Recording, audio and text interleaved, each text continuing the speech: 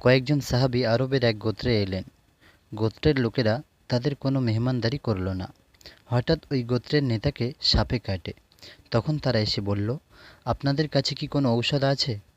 তারা উত্তর দিলেন, হ্যাঁ আছে, তবে তোমাদের আমাদের মেহমানদারি করাতে হবে। আমরা প্রচণ্ড ক্ষুধার্ত। তারা মেহমানদারি করাতেও রাজি হলো। এছাড়া আমরা তাদের কাছে এক পাল বকরিও চাইলাম, তারা সেটিও মঞ্জুর করল। তখন একজন সাহাবী উম্মুল কুরআন অর্থাৎ সূরা ফাতিহা পড়ে মুখে থুতু জমা করে সে ব্যক্তির ক্ষতস্থানে মাখিয়ে দিলেন। ফলে বিষ নেমে গেল এবং সে সুস্থ হয়ে গেল। সাহাবীরা খাওয়া দাওয়া করে নবী করিম সাল্লাল্লাহু আলাইহি ওয়াসাল্লামের কাছে বকরিসহ ফিরে এলেন। তারা রসুল সাল্লাল্লাহু আলাইহি ওয়াসাল্লামের কাছে জানতে চাইলেন তাদের এ ধরনের কাজ ঠিক হলো কিনা।